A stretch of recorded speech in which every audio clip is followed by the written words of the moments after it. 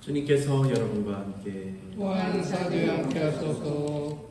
성 마테오가 전한 거룩한 복음입니다. 주님께 영광을 돌립니다. 예수께서 가파르나움에 들어가셨을 때에 한 백인 대장이 예수께 와서 주님, 제 하인이 중풍병으로 집에 누워 몹시 괴로워하고 있습니다 하고 사정하였다. 예수께서 내가 가서 고쳐주마 하시자 백인 대장은 주님, 저는 주님을 제 집에 모실 만한 자격이 없습니다. 그저 한 말씀만 하시면 제 하인이 낫겠습니다. 저도 남의 밑에 있는 사람입니다만 제 밑에도 부하들이 있어서 제가 이 사람더러 가라 하면 가고 또 저 사람더러 오라 하면 옵니다. 또 제 종더러 이것을 하라 하면 합니다 하고 대답하였다. 이 말을 들으시고 예수께서는 감탄하시며 따라오는 사람들에게 이렇게 말씀하셨다. 정말 어떤 이스라엘 사람에게서도 이런 믿음을 본 일이 없다. 잘 들어라. 많은 사람이 사방에서 모여들어 하늘나라에서 아브라함과 이삭과 야곱과 함께 잔치에 참석하겠으나 이 나라의 백성들은 바깥 어두운 곳에 쫓겨나 땅을 치며 통곡할 것이다. 그리고 나서 백인 대장에게 가보아라. 네가 믿는 대로 될 것이다 하고 말씀하셨다. 바로 그 시간에 그 하인의 병이 나았다.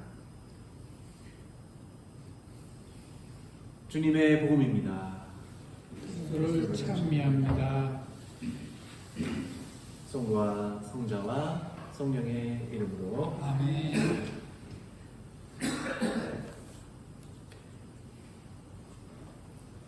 오늘 대림 첫 주 월요일 때 들으시게 된 복음은 제목이 백인 대장의 하인을 고치시는 예수님의 이야기입니다. 물론 복음의 모든 초점이 병의 치유를 하시는 그런 이야기에 맞춰져 있는 듯이 보이지만 어쩌면 이 치유 사건보다는 많은 이들이 사방에서 모여들어 하느님 나라 잔치에 참석할 것이라는 11절에서 12절까지 오늘 마태복음 8장 11절에서 12절까지의 말씀이 중요하게 보입니다. 이 말씀은 오늘 독서인 이사야서를 떠올리게 되는데요. 백성이 주님께서 계신 곳으로 모여들리라는 예언, 이것이 오늘 복음 8장 11절과 12절과 이렇게 연결이 되고 있습니다.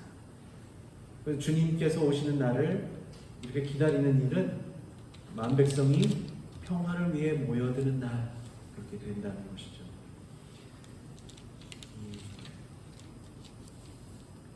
껍데기는 가라. 한라에서 백두까지 향그러운 흙가슴만 남고 그 모든 쇠붙이는 가라. 혹시 이 시를 들어보신 적이 있으신가요? 네. 이 시인이 신동엽이라는 사람. 시인 이름이 신동엽. 개그맨 이름으로 많이 아실 텐데요. 이 신동엽 시인의 껍데기는 가라라는 시 중에 마지막 시구입니다. 마지막에 있는 그 구절이 껍데기는 가라 한라에서 백두까지 향그러운 흙가슴만 남고 그 모든 쇠붙이는 가라 라고 이제 마지막 시의 구절입니다. 여기서 그럼 쇠붙이는 뭐냐? 쇠붙이는 이 시인이 말한 쇠붙이는 군사무기를 말합니다. 군사무기. 흙가슴은 뭐냐? 전쟁터의 그 터, 전쟁이 벌어진 터가 아니라 우리 농토처럼 논과 밭처럼 생명을 담는 땅 이제 이야기하는 것이죠. 이렇게 시인은 이 땅에서 철조망이 치워지고 각종 무기를 내려놓고서는 평화가 오기를 간절한 마음으로 노래하고 있습니다. 근데 이 시를 보면요, 오늘 이사야서 이제 들으셨잖아요. 독서로. 오늘 이사야서 2장 4절을 옮겨 쓴 것처럼 보입니다. 이사야서 2장 4절 말씀을 다시 한번 보면 그가 민족 간의 분쟁을 심판하시고 나라 사이의 분규를 조정하시리니 나라마다 칼을 쳐서 보습을 만들고 창을 쳐서 낫을 만들리라. 민족들은 칼을 들고 서로 싸우지 않을 것이며 다시는 군사훈련도 하지 아니하리라. 정말 이 얼마나 멋진 노래입니까? 서로를 죽이는 칼, 창 이런 모든 쇠붙이를 서로를 살리는 농사도구로 바꾸라라는 평화의 노래인 것이죠. 그러니까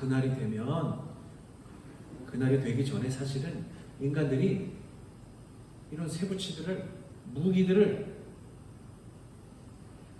사람을 살리는 도구로 써라 라고 이야기하고 노래를 하고 있고, 그래야 된다, 그래야 그날이 올 것이다 라고 하는 것처럼 들립니다. 오늘 복음에서 대단한 사람이 나오죠. 백인대장. 그러니까 로마의 제도 중에서는 뭐 그랬어요. 백인대장이 있었으니까 누가 있겠어요? 10인대장도 있었어요. 10인대장, 백인대장, 그보다 더 높은 사람? 1000인대장 이렇게 있었어요. 10,000명을 유지하는 사람은 어쨌든 좀 더 장군에 가까운 사람일 것 같습니다. 그러니까 10인대장이 있었고요, 백인대장이 있었고 그랬습니다. 그 백인대장만 돼도 우리 중대장이라고 그러죠. 장교죠, 장교. 네, 그렇습니다. 그러니까 머나먼 이국 땅에서 100명의 군인들에게 명령을 내리고 군사 지휘를 하는 장교가 로마 제국의 그 안위를 지키기 위해서 이스라엘 땅에 들어와 있는 겁니다. 생각해 보면요. 뭐 로마 사람인지 아니면 또 로마 제국에 있어서 군대에 들어간 사람인지는 잘 모릅니다만 어쨌든 이스라엘 사람은 아닌 거예요. 그리고 백인 대장이니까 그 100명의 군사를 지휘하고 하는 사람이라는 뜻입니다. 그러니까 로마의 목적은 군사를 보내서 여러 지역을 지배하고요, 반란을 진압하고, 그래서 로마 제국의 평화를 유지하는 게 로마군이 하는 일이죠. 그렇겠죠? 로마 평화유지군이라는 이름으로 아마 가 있을 겁니다. 근데 보면은 로마의 군인으로서, 이방인으로서 자신의 하인의 병을 고치기 위해서 예수님을 찾아옵니다. 그리고 고쳐달라고 하죠. 그 당시에는 뭐 많은 이제 학자들이 이제 연구한 걸 보면은 당시 군 장교, 뭐 군인들이라면 식민지 백성을 끌어다가 노동을 시키고 또 부역을 시킬 수가 있었다고 합니다. 그러니까 명령을 내리고 하는, 그러니까 어디서 그런 걸 발견할 수 있느냐?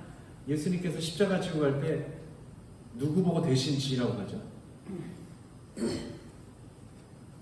기억 안 나세요? 키레네 사람 시몬.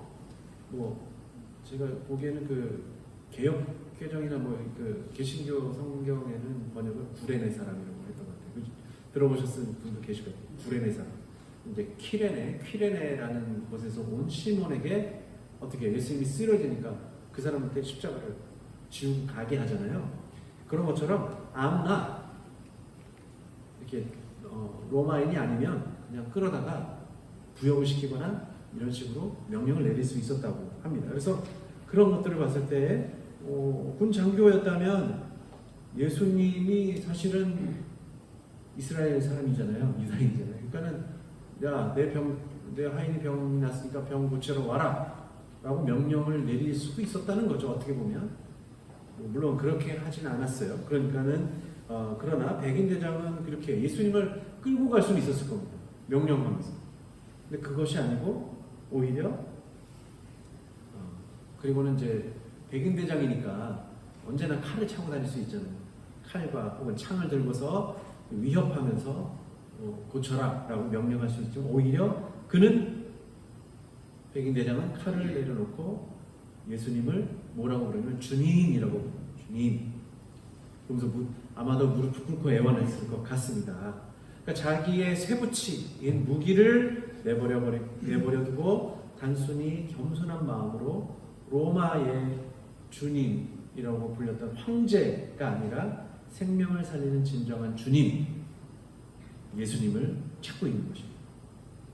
그 이사야서의 예언이 지금 백인 대장에게서 실현되고 있습니다. 백인 대장은 무기를 사용하지 않고 겸손하게 소박한 마음과 믿음으로 예수님을 주님으로 모시고자 합니다. 그래서 예수님은 백인 대장에게서 예언이 실제로 이루어지고 있음을 보시고 그의 믿음을 칭찬합니다.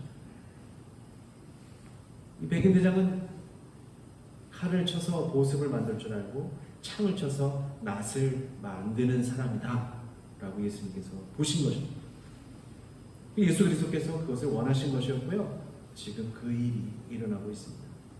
백인 대장은 아직 예수님의 순환과 죽음을 보지 못하였지만 이미 예수께서 주시는 평화의 삶을 앞당겨서 누리고 있는 것입니다.